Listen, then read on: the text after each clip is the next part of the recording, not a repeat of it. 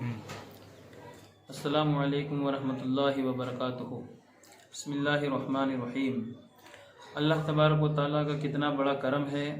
کہ اس نے ہم پر ماہ رمضان المبارک کے روزے فرض کر کے ہمارے لیے تقوی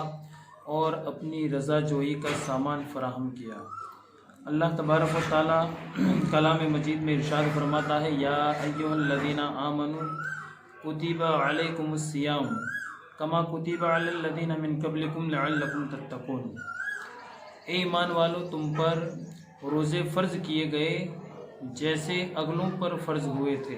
کہ کہیں تمہیں پرہیزگاری ملے۔ حضرات گرامی، روزے کے اندر اللہ تبارک و تعالیٰ نے انسان کے لیے، مسلمان کے لیے سب سے بڑی دولت ایمان کی تقوی رکھا ہے۔ اب تقوی سب سے اعلیٰ قسم، تقوی کی سب سے اونچی قسم یہ ہے کہ اللہ اور رسول عز و جل و صلی اللہ تعالی علیہ وسلم سے ڈر کر ان پر ایمان لانا ہے۔ روزے کی حالت میں ایمان میں کیسے پختگی آتی ہے۔ آپ دیکھیں کہ سخت گرمی ہے، پیاس سے حلق سوکھ رہا ہے، ہونٹ خشک ہو رہے ہیں، پانی موجود ہے مگر روزہ دار اس کی طرف دیکھتا تک نہیں، کھانا موجود ہے، بھوک کی شدت سے حالت بگڑتی جا رہی ہے مگر وہ کھانے کی طرف ہاتھ تک نہیں بڑھاتا۔ آپ اندازہ فرمائیے کہ اس شخص کا خدائے رحمان عز و جل پر کتنا پختہ ایمان اور یقین ہوگا، کیوں کہ وہ جانتا ہے کہ اس کی حرکت ساری دنیا سے تو چھپ سکتی ہے مگر اللہ تبارک و تعالیٰ سے ہرگز نہیں چھپ سکتی۔ تو اللہ پر اس کا یہ ایمان کامل روزے کا عملی نتیجہ ہے، کیونکہ دوسری عبادتیں کسی نہ کسی ظاہری حرکت سے ادا کی جاتی ہے مگر روزے کا تعلق باطن سے ہے، اس کا حال اللہ کے سوا کوئی نہیں جانتا۔ اگر وہ چھپ کر بھی کھا پی لے تب بھی لوگ تو یہی سمجھیں گے کہ یہ روزہ دار ہے مگر وہ محض خوف خدا عز و جل کے باعث کھانے پینے سے اپنے آپ کو بچاتا رہتا ہے۔ تو حضرات گرامی، یہ تقوی جو روزے دار کو نصیب ہوتا ہے سب سے بڑی دولت ہے اور اللہ کی ذات پر یقین کی سب سے پختہ علامت ہے۔ حضرات گرامی، اور کلام مجید کے اندر اللہ تبارک و تعالیٰ نے خود ارشاد فرمایا کہ جو اچھے اعمال کرے گا اسے جنت ملے گی، جیسا کہ خدا وحدہ لا شریک کا فرمان ہے، ان الذین آمنوا وعملوا الصالحات اولئک ھم خیر البریہ، کہ بے شک جو ایمان لائے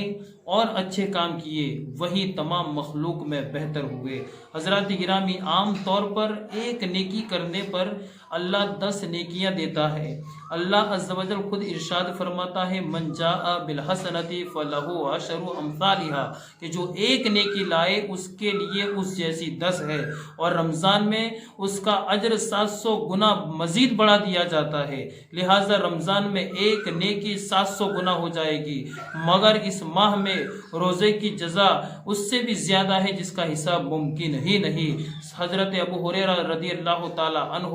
روایت بیان کرواتے ہیں کہ آقا علیہ الصلوۃ والسلام ارشاد فرمایا کہ آدمی کے ہر نیک کام کا بدلہ 10 سے 700 گنا تک دیا جاتا ہے۔ اللہ عز و جل ارشاد فرماتا ہے، الا الصوم فانہ لی وانا اجزی بہ، کہ سوائے روزے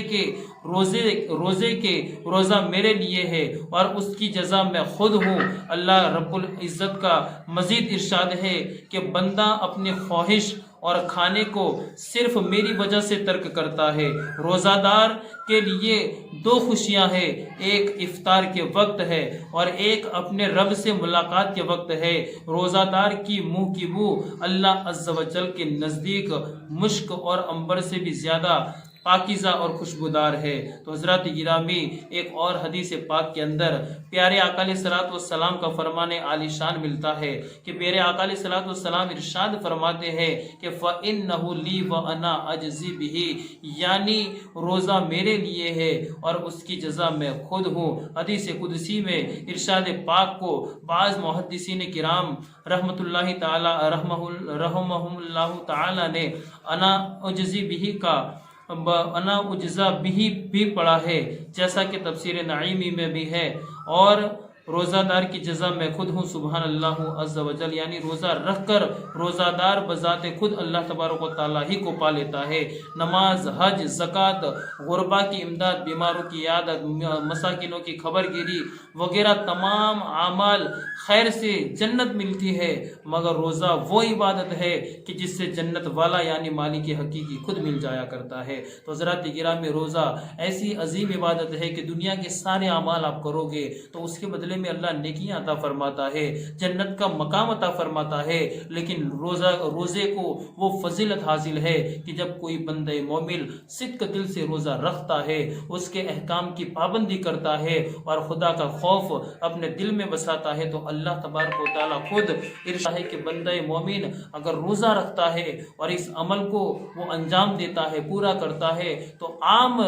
عبادت کے بدلے میں اسے نیکیاں اور جنت ملتی ہے، لیکن روزہ وہ عبادت ہے کہ جب بندہ مومن کرتا ہے تو اللہ خود فرماتا ہے کہ اس کے لیے میں خود اسے مل جایا کرتا ہوں، یعنی پھر بندے کی قسمت کا ستارہ کھل جایا کرتا ہے کہ جب مالک حقیقی خود ہمارا ہو جائے گا تو پھر ہم جو چاہیں گے وہ اللہ کی بارگاہ سے حاصل کر سکیں گے۔ تو روزہ یہ اتنی قیمتی اور اتنی بڑی اللہ تبارک و تعالیٰ نے مومنوں کے لیے عبادت بنائی ہے، تو مسلمانوں کو چاہیے اس کی فضیلت کو سمجھے اور اس کے ثواب کو جانے اور اس کے بدلے میں جو انعام اللہ تبارک و تعالیٰ نے دیا ہے اسے سمجھے، خود بھی روزہ رکھیں، اپنے گھر والوں کو بھی روزہ رکھنے کی تلقین کرے۔ اور حضرات گرامی، دور حاضرہ کے اندر آپ دیکھیں کہ دن بدن مسلمانوں کی حالت بگڑتی ہی جا رہی ہے۔ ابھی تک تو صرف مسجدوں پر نمازیوں کے لیے پابندی تھی، آج مسلمانوں کے لیے مسجدوں کے اندر مائک پر اذان دینے پر بھی پابندی لگ چکی ہے۔ تو مسلمان جب تک اپنے اعمال کو نہیں سنواریں گے اور اپنے عمل کا مظاہرہ دنیا والوں کے سامنے پیش نہیں کریں گے،